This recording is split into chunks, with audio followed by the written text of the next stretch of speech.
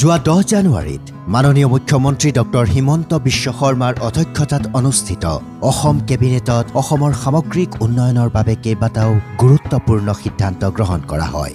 সিদ্ধান্তসমূহ এনেধৰণৰ: কেবিনেটে বৰ্তমানৰ প্ৰয়োজনীয়তাৰ প্ৰতি লক্ষ্য ৰাখি নগৰীয়া বান আদি নগৰীয়া সমস্যা সমাধান কৰিবলৈ অসমত নগৰ আৰু দেশ পৰিকল্পনা সঞ্চালকালয়ৰ পুনৰ গঠনত অনুমোদন জনাইছে।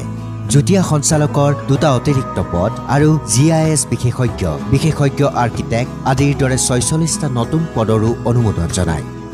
যোৰহাট আৰু ডিব্ৰুগড়ত 100 TLPD ক্ষমতা সম্পন্ন 2টা দুগ্ধ সংসাধন উদ্যোগ স্থাপনত অনুমোদন জনায়। আগন্তুক দিনত ধেমাজি আৰু কাছাৰত পুনৰ 2টা এনে উদ্যোগৰ পৰিকল্পনা কৰা হয়। দুগ্ধ উৎপাদকসকলৰ আয় বৃদ্ধিত অৰিহণা যোগাবলৈ দুগ্ধ সমবায় সমিতিৰ জৰিয়তে উৎপাদিত সামগ্ৰী বিক্ৰী কৰা দুগ্ধ উৎপাদকসকলক DBTৰ জৰিয়তে প্ৰতি লিটাৰত 5 টকাকৈ ৰাজ সাহায্য প্ৰদানৰ আঁচনিত অনুমোদন জনায়।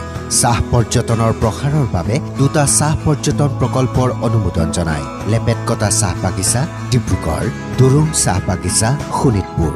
প্ৰকৃতি আধাৰিত উদ্যোগসমূহক উৎসাহিত কৰিবলৈ আৰু উপাৰ্জন তথা জীৱিকাৰ মান বৃদ্ধি কৰিবলৈ অসমৰ নগদ শস্য হিচাপে তৈল খেজুৰ শস্যৰ অধিসূচনাত অনুমোদন জনায়। কাঠ আধাৰিত উদ্যোগৰ প্ৰচাৰ আৰু বিকাশৰ হেতু ইণ্ডাষ্ট্ৰিয়েল ষ্টেট ঘোষণাৰ বাবে নিৰ্দেশনাৱলীত অনুমোদন জনায়।